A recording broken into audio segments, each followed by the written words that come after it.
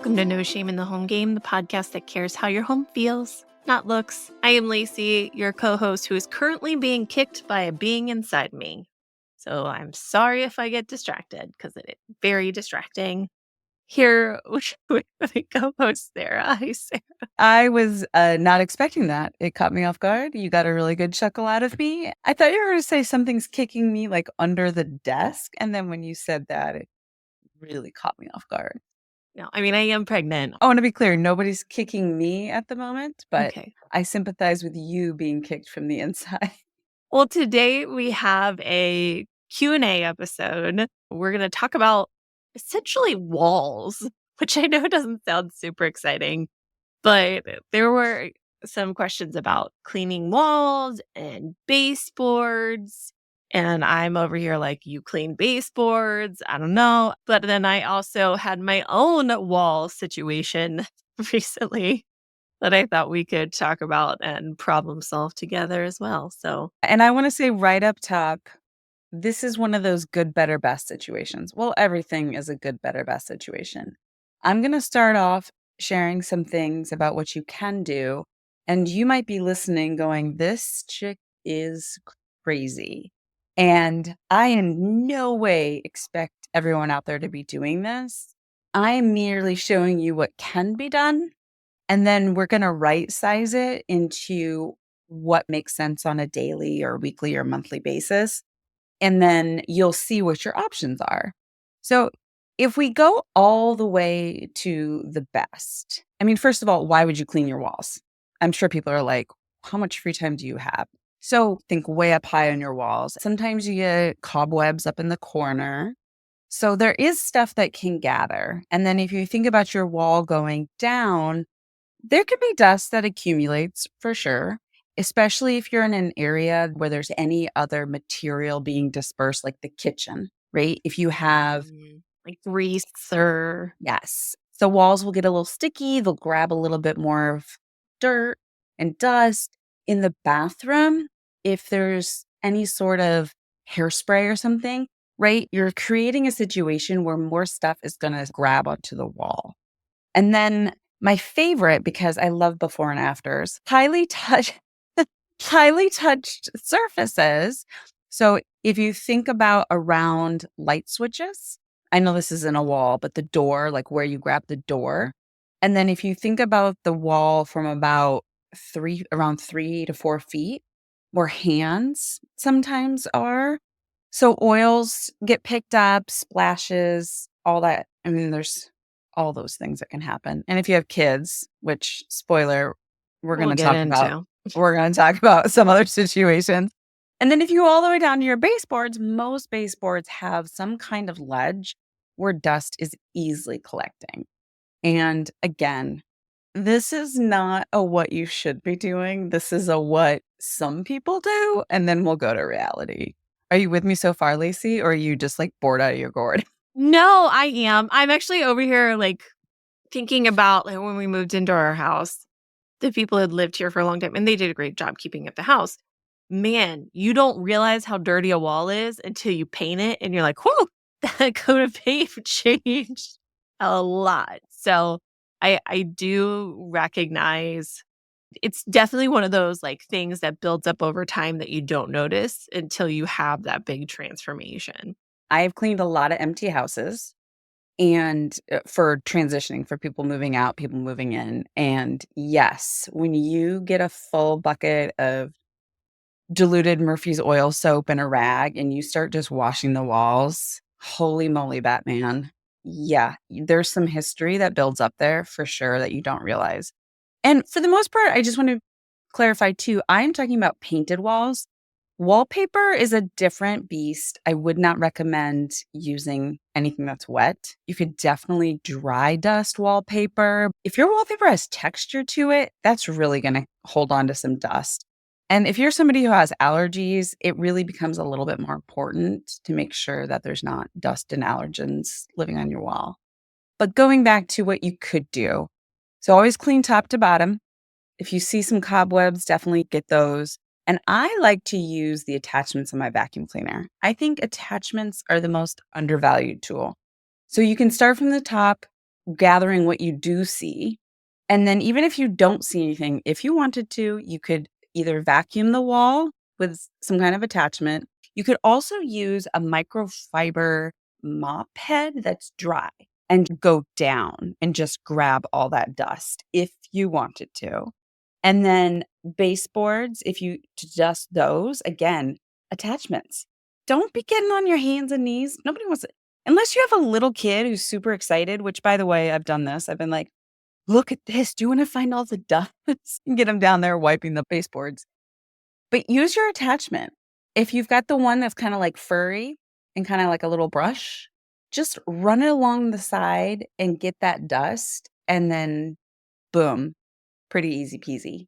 I will say picking the attachment, that's actually what I was over here thinking about of like, I get overwhelmed by the attachment because there's the one with the brush and there's the one without the brush. Oh my gosh. I think we're going to have another episode all about vacuum attachments. So if anybody listening has questions about vacuum attachments, I have so many feelings. You will have to keep me from being too boring. I could do like a 5-hour course on vacuum cleaning attachments. My big pet peeve is different vacuum cleaners come with different attachments and they're not standard. So if you're going up to grab a cobweb in the corner, I would recommend the thin one. Yeah. And it's if you're trying to brush dust, let's say you're doing like a lampshade, or I love cleaning in your house, you have those grates that either pull the air in or push the air out. Taking the fuzzy one, it helps to knock the dust up and then be sucked in. Yeah. So, I mean, there's no wrong way. Dusting is never on my radar. It's one of those things where it just does not occur to me. Now, I will say when baseboards get gross, that I see. You know what I mean? Yes. And like when you have a small child who's crawling, you see that real in your face. But even that, I'm like, man, I don't like that, but I never do anything about it. Well, and that's actually a really good point about when I start talking about cleaning. There's 2 different ways to think about it. On a schedule, which is I'm going to dust once a week, once a month, whatever works for you, or as you notice. So what you're saying is like when you notice the baseboards, right? So yeah, if you notice it and it bothers you, then, but if you notice it and it doesn't bother you, and then this is something I heard on social media, which I thought was such a great indicator of cleaning. And it was like, if it's not making anyone in your house sick, like if it's not gross, if it's not growing mold, if it's not, you know what I mean? And if nobody has severe allergies in your house, then okay. I am never, again, name of the podcast, No Shame in the Home Game. I am never looking to hand out any sort of cleaning awards. I'm merely telling you, if you are interested and you want to do this, you can.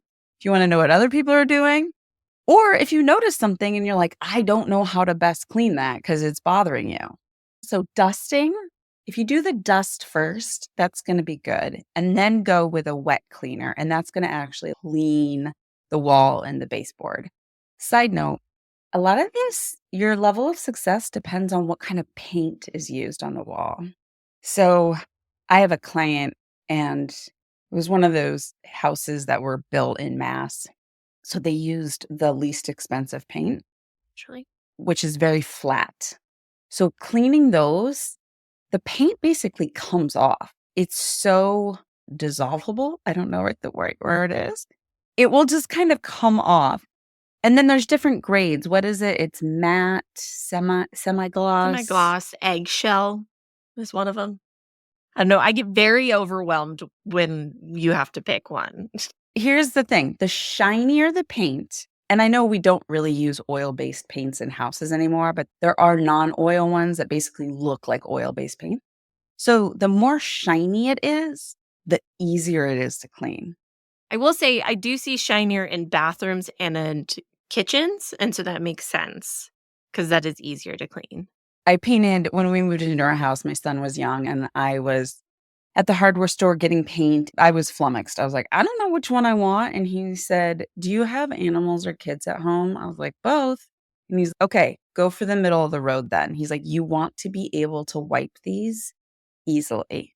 Because I told him I didn't like the real shiny. And he's like, well, don't go flat or matte. It won't last. And again, in my client's house, I've seen that.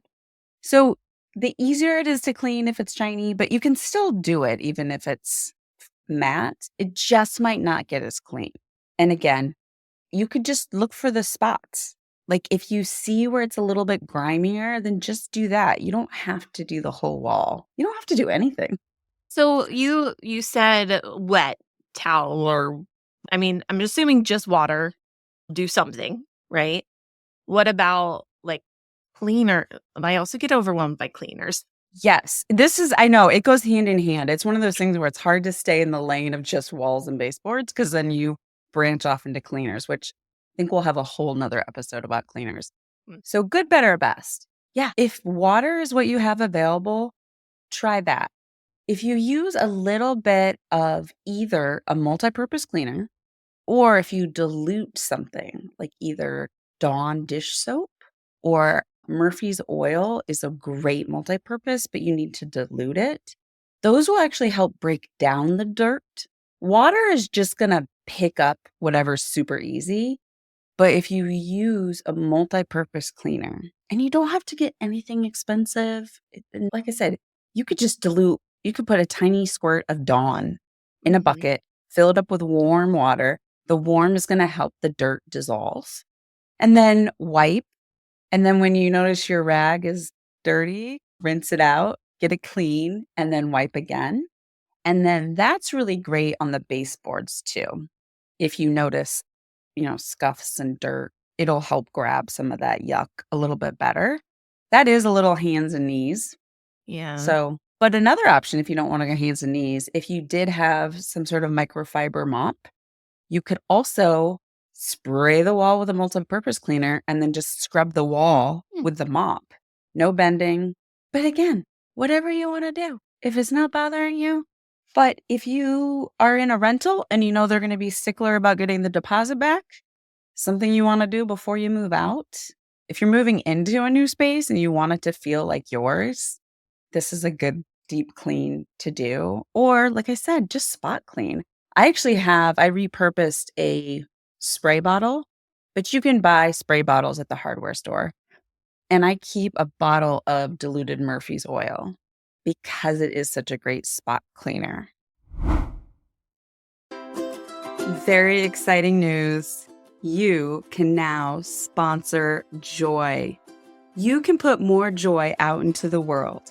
Go to joyfulsupportmovement.com, scroll down to the bottom, and hit the support button. There, you can sponsor joy financially. And added bonus, you can put a joy ripple out into the world by either giving a shout out for yourself, thank yourself for all the hard work you did today with laundry. Give a shout out to a neighbor who picked up a package so it didn't get wet. You get to put that joy ripple out there, and we will do the shout out on the podcast, and you will be supporting joy in the world. Thank you so much for your support. If you love No Shame in the Home Game, we want to hear about it. Take a few moments today and give us a 5-star review on your podcasting platform of choice. This helps others find the show so we can help everyone feel good in their home. So now, knowing everything you know, Lacey, what do you want to do? Let's go into a little bit more advanced specific situation. So I really thought we were away from the stage of writing on walls. I really thought so. Joe's a feisty one. You just never know what Joe's going to do. For the listeners, Joe is an adult with a job and a driver's license. That's my husband. One night, my husband said, Lace, come here. He was putting Iris, our younger one, to bed. And he has never really done that before. Because me getting up is a big deal. So if he wants me to get up and come somewhere, there's a reason. And he just was like, I'm going to wait for you to notice it. And then I did notice that there is not quite a mural, but a large drawing now above my daughter's bed, that it was a collaboration between my daughter and my son, which, yeah, I'm like, man, you know. Anyway, It's either pen or pencil. I'm not totally sure which one. It's like a dark thing. Then there's this question of, well, what do we do? I will say the part that my son drew was actually such a sweet thing. It's like two people, him and his sister, and they're like about to give each other a hug, and there's like hearts. And so it's kind of sweet. We haven't really done anything yet. We've had discussions about it because honestly, it doesn't really bother me that much.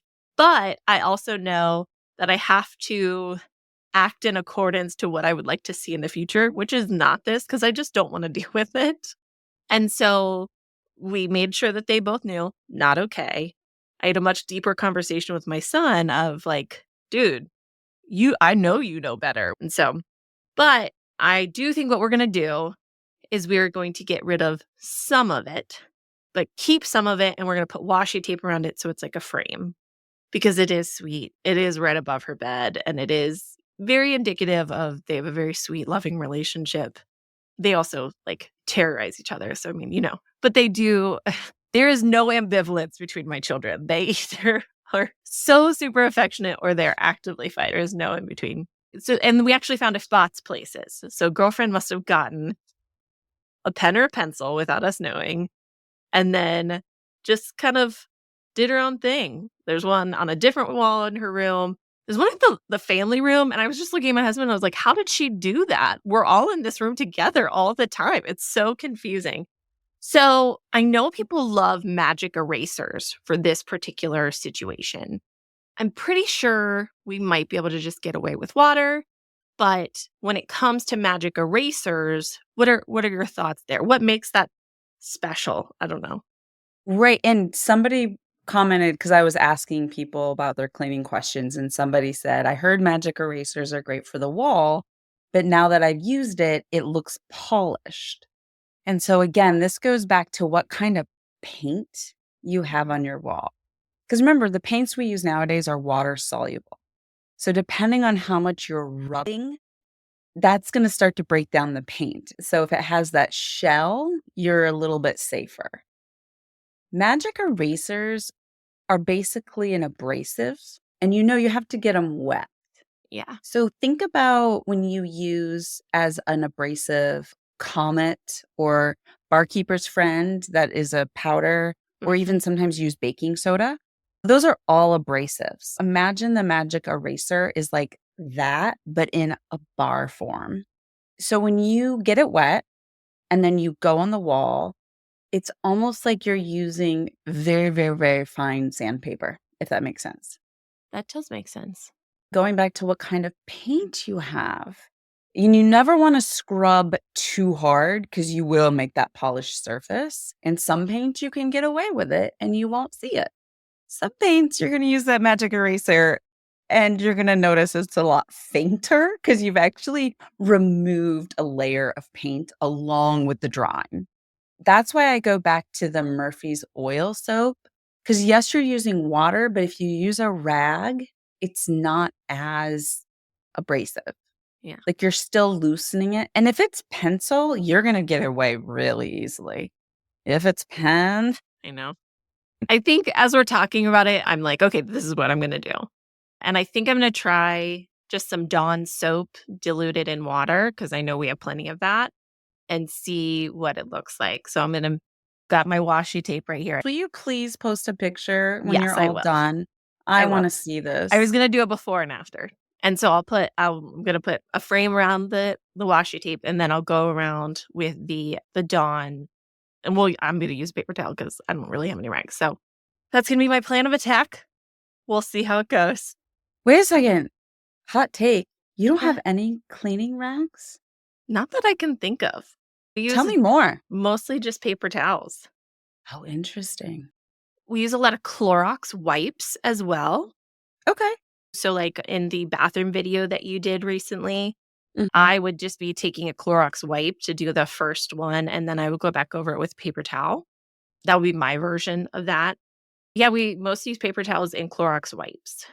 We don't really have any cleaning rags. So, for anyone who's interested, I have rags stashed all over the house. I have a pile in the upstairs bathroom that serves the whole top floor. And then I have a pile in the laundry room, which is on the first floor. And so if anything ever spills, like in the kitchen, we get a lot of spills, but I don't want to Mhm. use the kitchen. It's like a reusable cloth that you can get wet. Okay. I use that on my counters. I don't want to put that on my floor. I have categories of dirt. So for something on the floor like that, I'll use one of my cotton ones for that. And then I also have microfiber ones around the house because, oh, that's another thing you can use. If you have a good quality microfiber, you can get that wet, wring it out so it's just damp. If it was pencil, you could try to wipe that off with the micro, just a damp microfiber, or the dust on the walls we were talking about. You could try that as well. Well, I'm realizing as we're talking, I'm like, oh, I'm just going to grab a Clorox wipe and see what that does. Because we have those stashed around the house strategically. Because what that does is that combines the wipe and the cleaner. And so Yes. that's a shortcut type thing that we use in our home, especially for me, because then I'm not looking for multiple Yes. things and that kind of stuff. So yeah, I'll just try one of those with it. That makes Yeah. sense. And that would work because if you think about those, they have a little bit of texture to them. It's a softer abrasive. And that's the thing Yeah. with microfiber. They have some texture to them. And that's what's helping to break down and grab whatever's left behind. There's a lot of ways to do this, and there's no right way or wrong way. I do want to do a little side note that Clorox wipes, so Clorox is going to disinfect. So Mhm. anyone wondering about a Clorox wipe versus a multi-purpose cleaner. A multi-purpose cleaner is just helping you remove visible dirt. Clorox wipe will actually kill any germs. I did want to share a funny story too about my son drawing, not on the walls, but on the door. So you know how some doors are completely flat, but then some doors have like decorative recess? Do you know what Yeah. I'm talking about? Yep. So when we moved in and my son was little, I didn't realize he was actually jealous and mad of how much time I was painting. And I didn't see him do it. And I don't know how long it'd been there, but one day I was in one of the bathrooms and I was like, why does that look weird? And I'm looking at my door and it was this really light green, like neon green crayon. And he'd gone around the recessed part, colored it in. And I actually left it. You can barely see it in it. It's not, it makes me happy. But yeah, it's fun what kids will make you learn about cleaning. It is.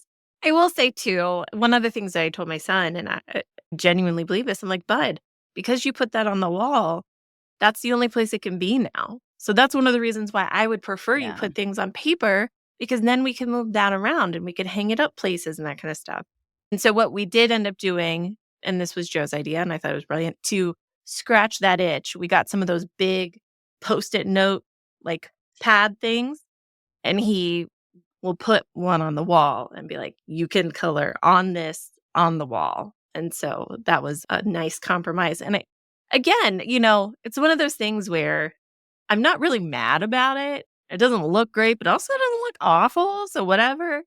But, we wanted to, I feel like it's a small parenting win. I mean, you know what I mean? Of like not Yes. trying to overreact to a point where they're like afraid, but trying to redirect, use that energy in more positive places. Yes. Oh, no. And I would have handled it the same way. Like, not ideal. Let's get you something that you can do on the wall. Another tip for people listening about the Clorox wipes, and especially because this is the season of illnesses, somebody in your house is sick, Clorox wipes are great, or anything you have that's going to kill germs. Go around those high area touch spots, clean the light switches. Again, you Doorknobs. don't want it to be too wet because you don't want to get into the electrical, but you can wipe everything and the doorknobs Yeah. and the refrigerator handles and the faucet sinks. Like, go around and hit those. There's a lot of different ways to do that, but that's one of those. I don't do it all the time, but if something occurs like this, that's a really good time to go around your house and clean those high touch areas. So, Sarah, I have to say, you were so worried about this being boring. We're at almost 30 minutes and we have been actively talking about walls and cleaning walls. Well, here's the thing. I could talk for hours and it would be boring. Guarantee. I have to find the intersection. I love Venn diagrams. I have to find that slice where I can share information that people will find useful and applicable to their lives. Yeah. Because I could talk about different cleaners, different rags. I could go all day. I do think you're right, though, about cleaners, though, because it's so funny. Every once in a while, you'll see a commercial that's like it's an organic cleaning thing, and they're talking about like, caring about what you use to clean in your home. And I'm just sitting there like, I have never once thought. So there's a whole world to it that I'm oblivious to, but also okay about. We say this all the time. It is one of those like, what are the priorities in your life? What values are you making decisions around? Yes, if what you bring into your house as far as chemicals are concerned, if that is one of your main pillars, like absolutely find the one that you like. Side note though, I had a friend who went deep dive and she actually researched some of those quote unquote earth friendly brands, and some of them were actually ranked very poorly for what they had inside of them. So some are deceiving in their advertising. So if that is something that's really important to you, do your research. I also know for a fact some of those do not perform as well as others. I've seen whole blogs on those eco-friendly laundry detergents that don't do jack. Yeah. There are some that do. You just have to experiment for your home and what works. I agree with you. The amount of cleaning products that are available is so confusing. Yeah. So if anyone listening has questions, please, please ask your questions. I love this. I wish I could go with people to the grocery store and like help them pick up their cleaning. Start here. And then if you want to go specialty, go to this. It's confusing because of the advertising and because of the market and because of this pressure we have to have our homes like cleanliness is next to godliness, right? Yes. Yeah. I'll just end with you Yeah. don't need as much as society is imprinting on you. And we'll do another episode just about cleaning Yeah. stuff. Absolutely. Well, at the end of our episodes, we like to do a moment of gratitude, something that we are thankful for. And I have mine. So I'm going to For go it. if that's okay. Yes. When we moved into this house, our ice maker and our refrigerator just randomly stopped working. And we love ice water in this house. It is a priority for us. That is the only thing really that we drink, ice water. I convinced Joe, my husband, to get one of the nicer table or countertop ice makers with the pellet ice. And so we've been living in our house now for about a year and like 3 months or so. And let me tell you, the joy that I get from eating that ice after I finish a big old glass of water, like so much joy. I love it so much. It makes me so happy. For someone who's really struggling with food right now, it is a pleasure to just have. And I am just so grateful that we made that investment because it is an MVP in our household and it makes me so happy. It makes me happy just hearing you talk about it because I love that kind of ice. I make a mental note when I get to a gas station or convenience store, like which ones have that kind of ice in the dispenser versus the cubes. How does it work? I mean, you have to plug it in, Yep. right? And then how Mhm. does it get a water source? So it has the water essentially sits underneath the ice bucket that it puts ice into. So it'll tell you when it's out of water. And we actually have it right next to the sink. So you just fill up a big cup, pour the water in, and then it goes back to making ice. Oh, you don't have to plumb it. Completely plug in right there. And then when it gets full, it stops. And then what's really nice is it gets full. And then as the ice melts, it goes down into the water container. And so it'll then make ice again. So Shut the front door. yeah, the joy this brings me. I didn't know that existed. Oh my gosh, your kids aren't gonna know, like, what a treat that is because they always have it on hand. It is. I will say it's only been recently that they've started getting ice themselves. So I'm gonna take that, and then I'm gonna go off on a tangent. I love watching videos with dogs. I mean, that is my absolute happy time. Have you seen a video of dogs where they like to play with ice, and they've learned how to push the dispenser? Oh my god, that is the cutest thing. Andy used to think ice was a treat. And literally anytime someone would open the door to get ice out, he recognized the noise and would run over to get a piece of ice. I've had 3 dogs as an adult, and none of them have been ice dogs. I'm gonna Yeah. just fingers crossed one time I will have an ice dog. Yeah, he did. He did it, and it was just so funny because then we would go to, like, my parents' house, my dad would be getting ice and Indy would come over and my dad would be like, yeah, give you some ice. And it just was a sweet moment. Oh my gosh. Yeah. Well, my moment of gratitude is it hasn't actually happened yet, but I am leaving today to go see my sister, and we live in different states. And so, whenever we can find time to overlap our schedules and hang, I don't even care what we do. I don't care where we go, but it's just fun to hang out. So, I am looking forward. And also, change of scenery, man. Yeah. It's winter, it is gray. Like, just to shake things up a little bit. I told my son this morning because he didn't ask where I was going. And I was like, "Aren't you curious?" And he's like, "I want to be in suspense. I'm going to imagine you're either going to Hawaii to sit on the beach or you're going to Vermont for a boring business meeting."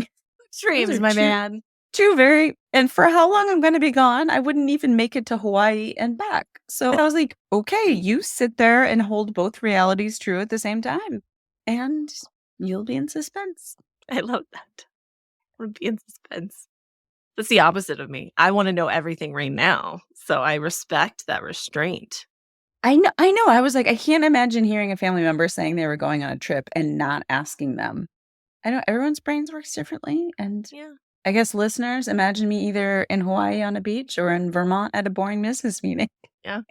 I do love you're going to leave to go to the airport after this, I believe. And then you're coming back Sunday night. So I'm like, you would literally get to Hawaii and then get back on a station. Yeah. Oh, it would not logistically work. Yeah.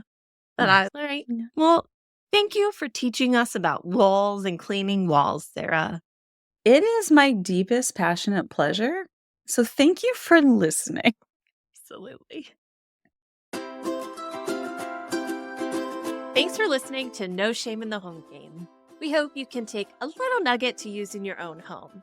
Remember to subscribe to the podcast in your player of choice, like us on social media, rate and review, and share with all of your friends. You can always visit joyfulsupportmovement.com to learn more about No Shame in the Home Game and the other Joyful Support podcasts. While you're there, you can join the newsletter or sign up for the Joyful Support Village. Now go out there and spread joy.